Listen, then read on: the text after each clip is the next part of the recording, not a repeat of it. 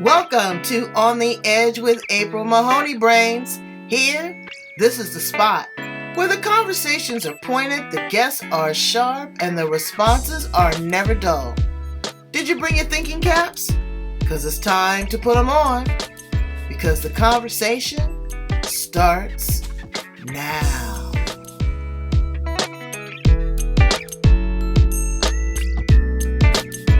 What I refer to as a warrior of wisdom. That's all of us folks that are in the, I don't know what you want to say. Girl, I just turned 60. Yeah, you look great. Well, you know what? But at this point, when I woke up, honest to God, when I woke up at 60, it was a new realization for me. Was it? Oh, girl. It was like somebody peeled back the layer of an onion. I just felt liberated. I just felt unapologetic. I just felt calm. I know how to process what I receive now. It's how you react. It's how you respond. Yeah, I agree. You know, all of that additional jaw jacking and conversation, there's no need for that. It is what it is. And I'm trying to hold on to every nanosecond because I'm seeing so many people die. Just of the heart. No long debilitating diseases, but actually having just heart attacks, not waking up. Well, I had one of those 18 months ago. Wow. I didn't know if we had, I know we've been talking for a long time, but. Yeah, but I didn't know it was then. Yeah. Yeah, I had one 18 months ago. Didn't even know I was having one. I knew it didn't feel well, but I'm not a doctor fan. So I'm not the kind of person that runs in all the time and goes, I don't feel well. And besides that, I had to get my Medicare during COVID. So a lot of situations, but I didn't even, I was tired. That was it. I was just tired. And then my dog got out. I chased the dog. I came back in and I thought, is there an elephant on my chest? Because I don't feel well. So I think I should go to the emergency room. But I'm kind of vain. So I went and told my son, I'd like to go to the emergency room now, but could you wait until I changed into a different shirt and got my makeup together? I'd like to comb my hair. And he's oh like, my God, you want to just look fab. I get you. Yeah. Yeah. I'm just like, hey, I don't want to go to the doctor and look sick. No. And my son said, Mom, are you sure? Because I feel like having a heart attack or something, maybe we ought to get in the car. I said, yeah, let me just freshen up. And so we went to an urgent care and they did an EKG and said, you better go to the emergency room. And it's in the middle of COVID, so it's not fun. And so I went there. They said, we don't know, but we think you had a heart attack. Would you like to stay tonight for some testing? And I went, oh, yeah, sure. Okay.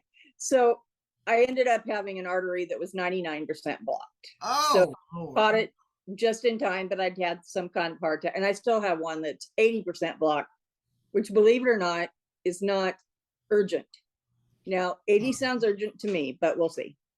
So are they doing, like a minimally invasive, something like a stent or stent?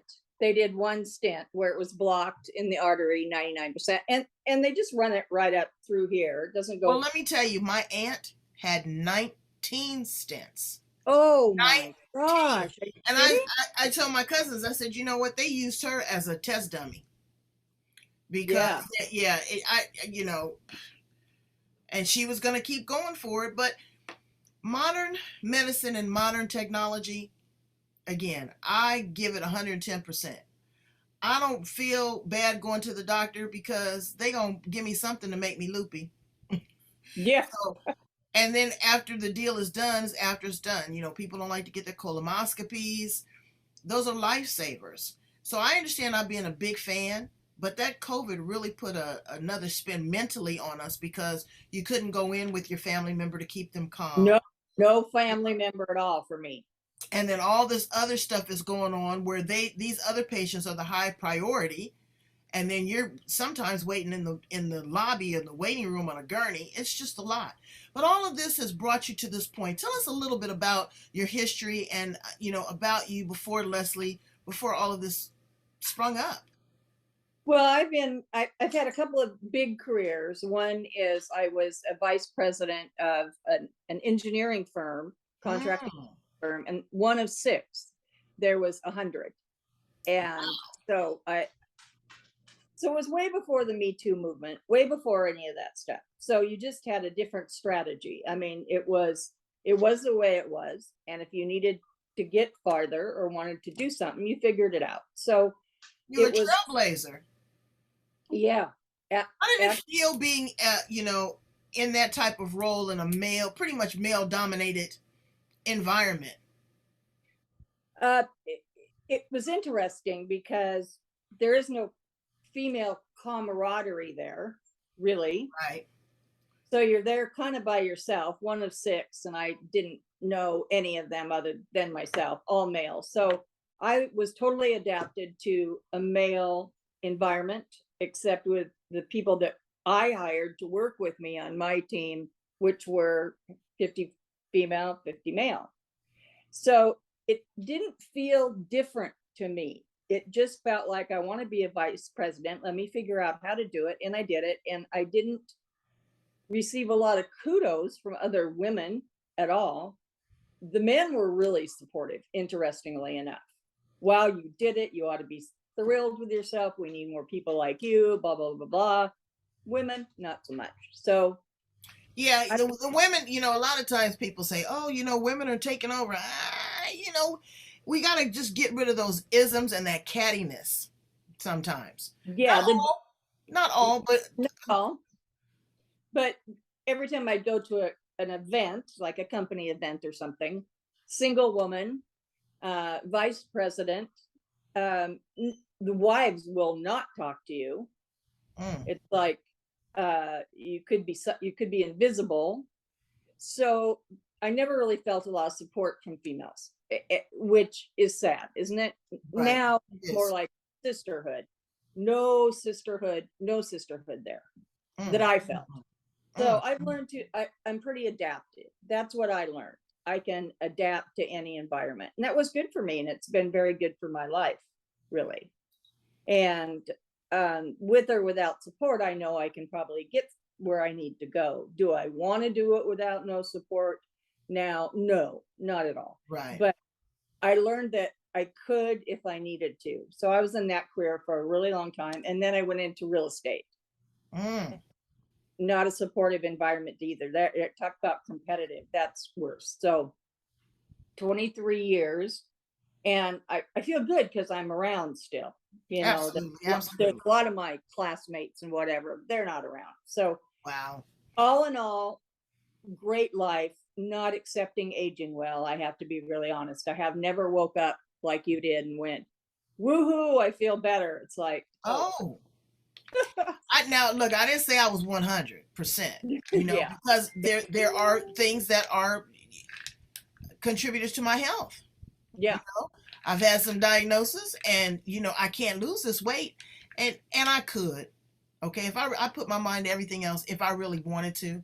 Right. But I love to luxuriate. I love a nice cocktail and some sweets and all that kind of stuff. Yeah. That to me is my guilty pleasure. But now it's starting to wear, and also that is a contributor to other things as you get older. So Yeah, I need to be more. But I'm talking about the awakening of what my life purpose is. Yeah. The importance of what is really important. Not the designer labels, not now the trips. Oh yes, I still want plenty of vacations.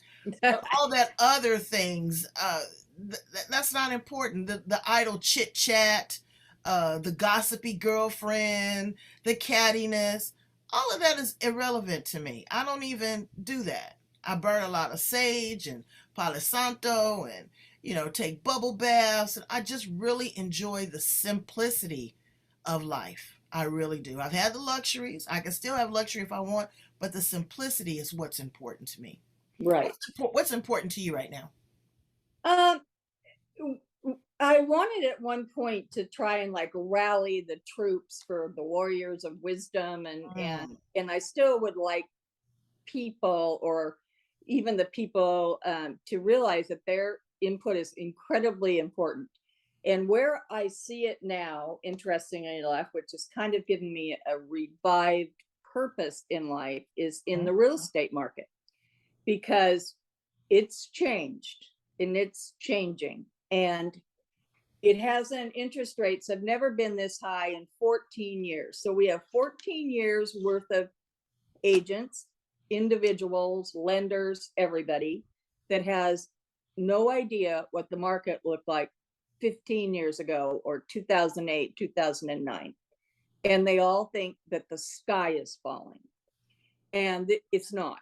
But this is when it's more important to have the wisdom of looking back and the wisdom you can take from looking back to bring that wisdom forward. And that's where I think that people that are older have more wisdom to bring to the situation right now. And that's what I wish they would do. Well, they're looking at the reality of the rebound because this is also the age of the great resignation. Right. People don't want to work. I don't know what they're doing. I don't know what they're doing. I was talking to my daughter and I said, you know what? We were going to go out to breakfast and I said, forget that noise. I got a freezer full of food. Let's cook.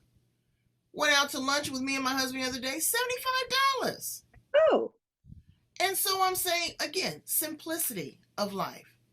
The interest rates, they concern me, but that's across the board. You're looking at credit cards, you're looking at cars, you're looking at home, all of that. It will rebound. But even before this, Leslie, I don't know how people were doing it. I just made an investment in a condo, and I'm seeing, wow, I'm 60, I'm buying a piece of property. On the average, it's going to be 30 years. Hopefully, interest rates will come down, so I'll be able to, do it to 15 years. But I don't know how people, especially here in California and Europe, North Washington, right? Oregon? It's huge. Washington. Well, Who has the money to do this? Well, the tech people here do. I mean, we're technology driven. So at one point, the starting salary for someone, I think it was Amazon software engineer, $170,000 starting salary. That's a lot of money. So the people here in where I am, an entry level house is $650,000. That's a lot of money. Come on now. When I bought my, that's a 2-bedroom, 1 bath. But you know what? The millennials don't want that. They want to be able to have the flexibility to move around and work from their device, be a laptop, their telephone, their computer. They don't want a big house with the yard and all the maintenance and the watering and the gardening. They want a tiny house. Or they'll even be, a modern day hostel. Right. They don't want the big luxury Mercedes and Porsche and all that. They want an electric vehicle. So all of that is shifting, and we have to take that into consideration as well. So that 170 might really go longer and go further. Right. Right. But then you look at the people that are in homes now, our age. Yeah. I was looking at that too. Now, the reverse mortgage is very popular for several reasons. Now they've changed the business model, and I'm sure that they've changed it to make it more, more reasonable. But people need to live off of that. The rising cost of insurance, like you said, you have to wait for Medi-Cal, Medicaid, and with these politricians, all of them, all of them. Who knows? I was deciding, I said, now, do I want to get my Social Security early or do I want to wait it out? There may not be anything, and you don't have to wait long, 2 to 5 years. They rush something through and you're jacked up. I know. It's really scary to think about that because so many people, it's a portion of my income too. I had to get it during COVID, and that was tough because everything was closed. So I got an emergency assist, which was great. But I have a girlfriend who lives on, I don't know, $1,100 a month, I think, here in a very expensive area of the Seattle area, and she's in assisted housing, but her housing is like $800 or $900 a month of that 1,100. It's scary. It's frightening. And then too, people are not preparing themselves.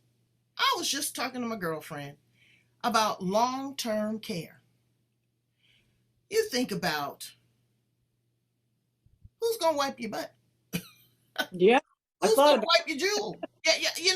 What if the that. people don't have kids? What if they're separated from their families?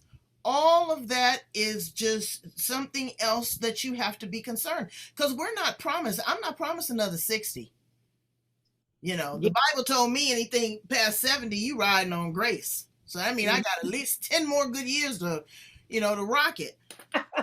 And you're rallying these warriors, but what are you ingraining them? What are we fighting for, Leslie? you know what? It's a mystery. I mean, I think about all of those things. So I kind of have a different perspective. I'm not married, and I have an only son who just got married in July. So it's me and the dog, okay? And I haven't planned well for retirement. Been married a couple of times. I should have done better each time, but I was the I That's was the all right. that's the person that said, "That's okay. I don't need anything. I'm just gone. It just will make me happier." Well, Mm. forgot about the money part, but that side, I think about that a lot because I'm going to be 69.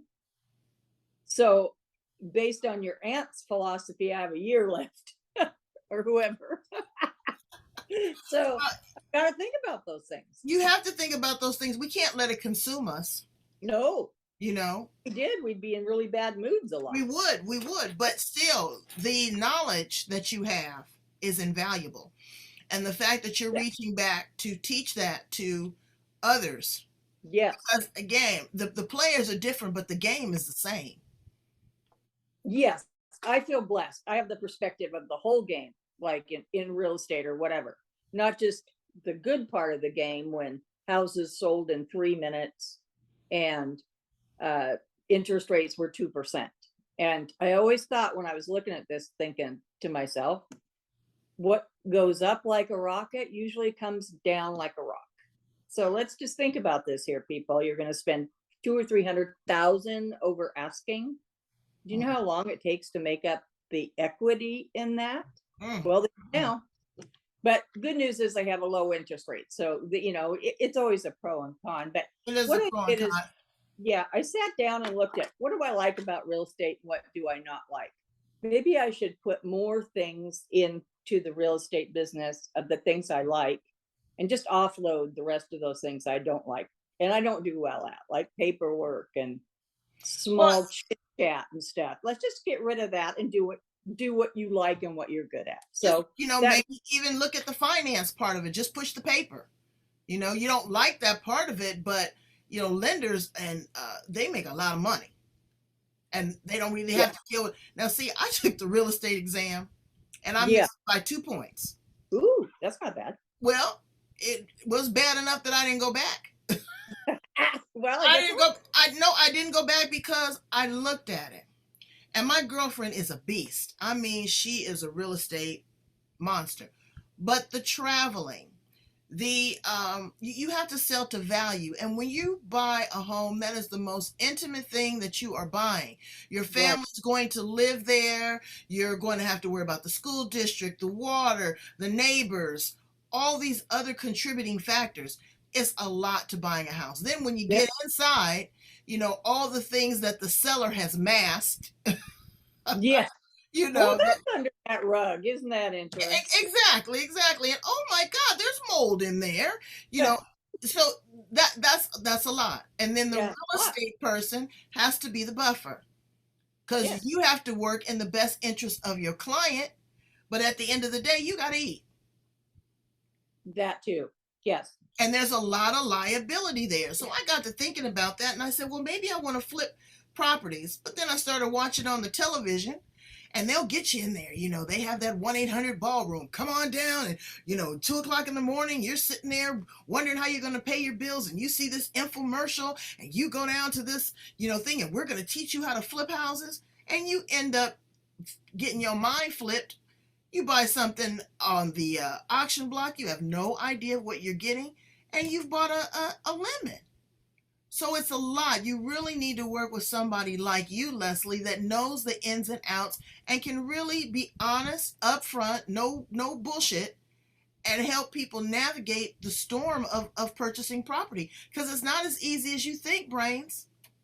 No, it's not. I will tell you it's not. And I've excuse me, seen so many of the flipping shows and that kind of stuff. The statistic is, I think, like 1 in 100 maybe has a transaction. And the ones that say, look, you don't need any money, use other people's money, it's just crap. So I've seen a lot and I want to be able to give it back. But my favorite thing is I'm a creative person. So I had my own staging company, but I couldn't do that when I had my heart attack, because what staging really is lifting pretty things around and moving them. And I can't do that right now. So we have a new era in real estate staging, and that's people living in their houses while they sell, actually having to live there because houses aren't selling quickly. So I've developed a strategy and going to roll out a training course in staging with your own stuff. Right. Yeah, instead of paying $10,000 or $4,000, let's just use what you have, and I'll teach you how to live in your house while it's on the market and still have it look staged. Exactly. So I've been doing, and people are so grateful. I was with a couple young kids yesterday. They're from Ethiopia, and they bought their first condo, and they're selling it now and moving to another area to start a group home. And they were so thrilled with the help I gave them that they made a whole Ethiopian lunch. Never had Ethiopian food, and they were so grateful. That's what makes my heart happy. Well, and understanding that it's temporary. It's not. Yes. It's not permanent. Right. Now, I've been in my home with the one I live in is 30 years. Wow. Congratulations. Well, thank you. And me and Mr. Magnificent are thinking of maybe moving somewhere else. I don't need all of this stuff. I'm like the millennials. I need to just have somewhere to sleep. I want a pretty environment. I want to clean. I want to live as a minimalist as much as I can, which I don't know how in the world I'm going to do that because I got stuff. But you don't need that. I cleaned out someone's house that had passed away. And I tell you, it was really sad. All the stuff that she had. She didn't need it. She probably didn't see it. Didn't want that. So it's what we value in life: our friends, our health, our relationships, our pets, the air, the water, all those things. And I'm sure after you had, the devastating news that your heart was being impacted, all those things really kind of streamlined. Wouldn't you agree? Yes. And the other thing is I got a lot. The thing I got really tired of after I had my heart attack was all the bullshit. It's like, just say what you mean, for God's sakes. Be nice about it. Be kind.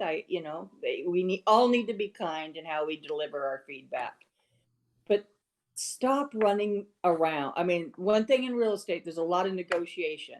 And it's like, can we just get to the bottom of it? Can we just have transparency and say, I'll pay this much, and somebody say I'll sell for this much? Why are we so tickled that we've created a situation where one person wins big and the other person does not?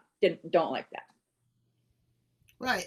And I don't believe in this either. It's a win-win. No. Totally. It's not always a win-win. Well, you don't determine my win. People say, "Oh, it's a win-win negotiation," and then they're always doing the talking. So I get what you're saying, but everybody has to be happy. That's absolutely right. That is absolutely right. And you know what? If our egos weren't so wrapped up in winning, then everybody might win.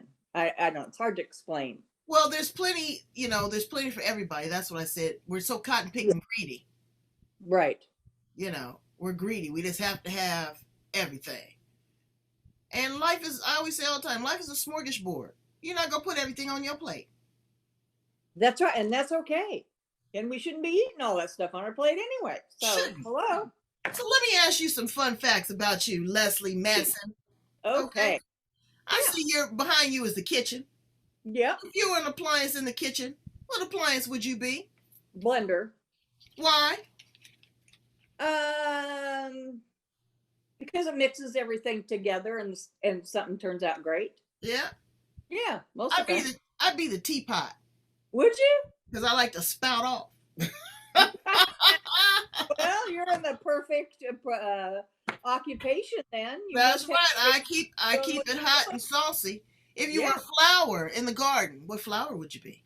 Well, I'd be peonies because those are my favorite. Oh, they are beautiful. They're I sweet love them. and Love them. they're delicate and they're very feminine. They're very pretty flower.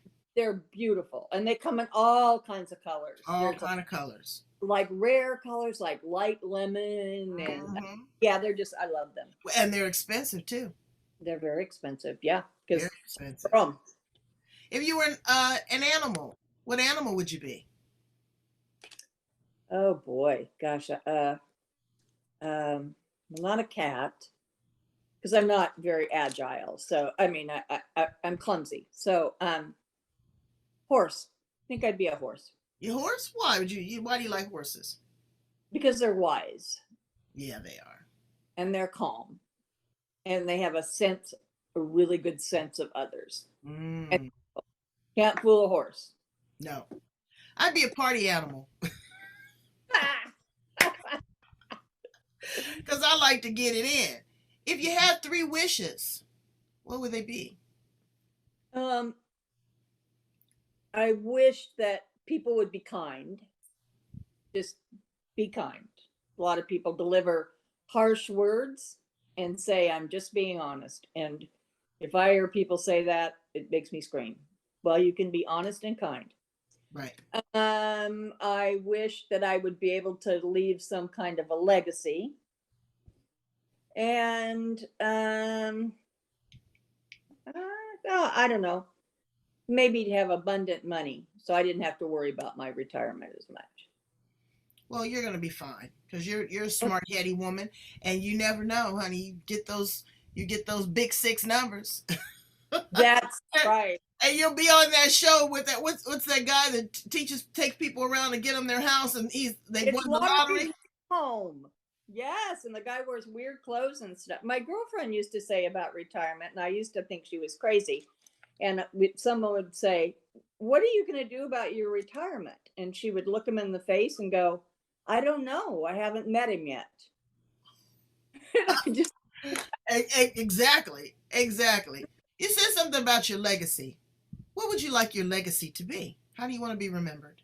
well, I want to be remembered as somebody who's always kind. Mm, Um, just that is one of the big thing for me, and someone who cared a lot about others and made a difference in other people's lives. I set one of my girlfriends up in a business that turned out to be her legacy. And when she thanked me for that, it never even occurred to me that she would was great. It didn't even occur to me that I did that. And she thanked me.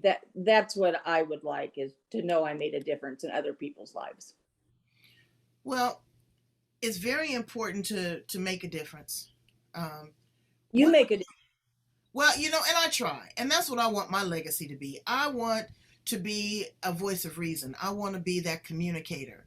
I want to be the place where people come to look for information, resources, and value. And again, encourage them to act on it. That's really what I want to be remembered as a change agent, an influencer, an impactor. Sincerely, what would you tell a 25-year-old Leslie Madsen? I would tell them to worry less about what other people think and rely more on what's inside of you. And to know that finding yourself and what you want to do with your life, it can take tons of different paths, but don't ever give up and just always listen to your heart. Well, that's some That's great, great advice. It is. It is. And what would you tell a young person, or not even a young person, what would you tell a mentee right now in the real estate industry? What wisdom would you uh, bestow on them? I would tell them not to take their own personal ego out of the real estate transaction and be of service to your client. and to always be honest and always be transparent and never lose sight of the fact that you serve your client. It's not the other way around. That's huge. That's huge. Do you have a current program? Are you working with anyone? How can my brains get in contact with you? Um, well, I guess website. I don't really have a website or anything, just through the real estate company. Well, how about an email? Oh yeah, of course. Okay. Do I tell So you yeah, what it is? so you're gonna give that to me, and I'm gonna put it at the back of the, Okay. because brains, what I want you to do is, this is what I like about my show. Everything is not perfect for everybody. So a lot of times when I interview guests, sometimes it's not the pretty package with the bow. They're in a state of flux as well. Yep. They're trying to figure it out. Mm-hmm. Somebody's going to hear this and say, hey, Leslie, here's an opportunity for you. Come consult on this. Let's do this. Let's put a program together. Let me, come in and speak to my group. This is a place of information. So don't think that when you come to the edge, that's why I call it the edge, because we're all just dangling. Right. We're We are. just dangling. Yes. Okay. You could have your last $15 and we can help you turn it into hundreds of thousands of dollars. Oh, it's happened. That's amazing. You could be sick and we connect you with someone that will give you an alternative healing. Right. You could be, in the middle of divorce and talk to somebody that would help you renew your relationship. So that is why we come to the edge. And I'm so glad that you are here with us and that you were, open. It took us about a year to get together, but this was just a really great conversation. It was authentic. Again, it's about business, but at the beginning of the day, not at the end of the day, it's about the business of the people. And I'm glad you're one of those people. Thank you. I'm blessed to be here. Thank you. Yes, you are. So, Brains, you be one of those people. Go right here. It's in your face. I want you to like, love, and share. Like, love, and share. And reach out to Leslie if there's an opportunity. I'm telling you, there's a wealth of information right there. She's better than Google or an encyclopedia. That's right. There you go. Reach out to her, reach out to me, do the right thing, and go buy yourself some pennies. Bye, Leslie. Bye.